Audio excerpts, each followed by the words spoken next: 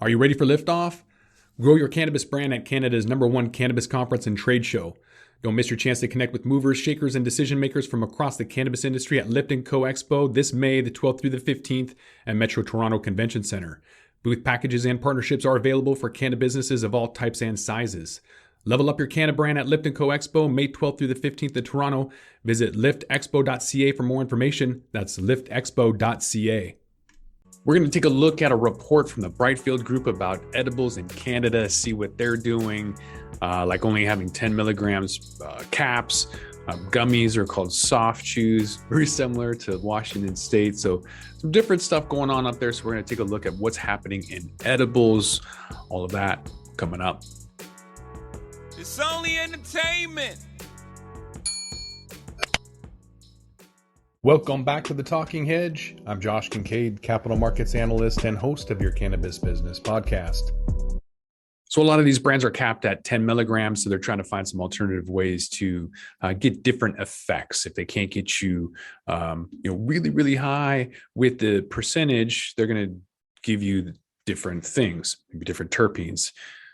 Which is great because percentages is only what gets you there faster. Terpenes are actually what gets you what you want. So this is actually not a bad way to go. I'm not saying there should be a cap on it at all, but there should be a lot more cannabinoids in products to have a different variety. So looking at cannabinoid content, they've got some different CBD dosages. So I think this is just CBD. We're not looking at CBN or CBG or anything else. Balance ratio products, there's a 1-to-1. At 75% of the edibles have a 1-to-1. I love that ratio. Very euphoric, energetic, uplifting. Really big fan of a 1-to-1 ratio. If you can't handle THC as much, 20-to-1 is really, really low. So maybe you want to try with that and then try to increase it. But I really like the 1-to-1. Felt very similar to like a coffee. Drink a coffee, you just kind of wake up, gets you motivated, do stuff. Canadian packages come 5 milligrams, mostly 10 milligrams, split into 2 to 4 servings. So market skews towards 10 milligrams by law, kind of have to do it that way. And each one has its own, nuances, I guess, between edibles, chocolates, baked goods. Looks like maybe the candy has the highest amount of low dose. Just like their American counterparts, they like their sweets. So whether it's candy, baked goods, chocolates, chocolate or strawberry, plain chocolate, all very popular, and followed by, like a caramel or watermelon.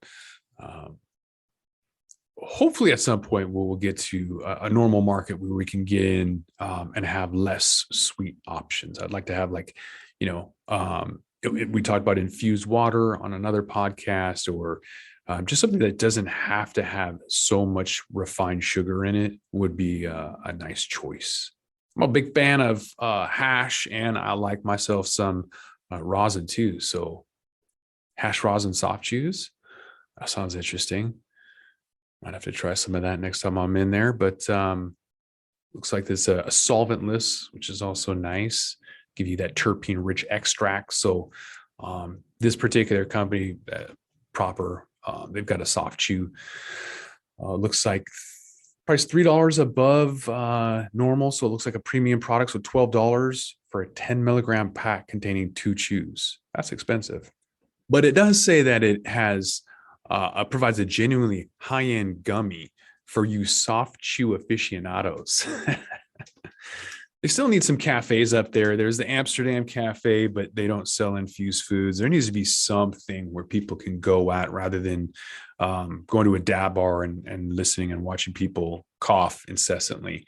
I'm going to be going to Las Vegas, checking out some of those tourist traps. I've been to Portland. That was pretty cool.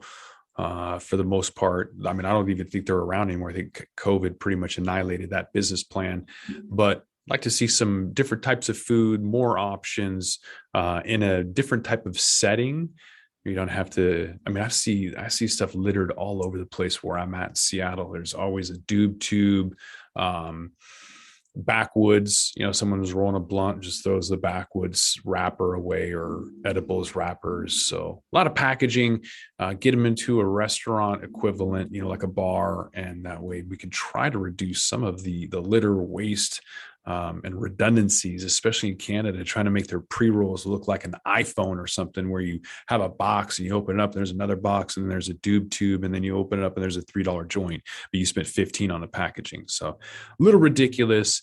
Like to see the industry grow up a little bit faster, offer some more products that aren't just tailored towards, a 5-year-old palate. But that's just me. What do you guys like? With that, we're going to roll this one up. I'm Josh Kincaid. This is The Talking Hedge. Don't forget to like, share, and subscribe, or don't, and I'm out. Don't forget to smash that like button on your way out and check out these other videos that we've got.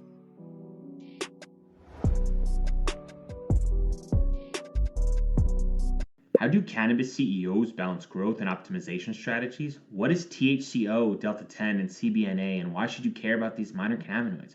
And why isn't the endocannabinoid system covered in medical school?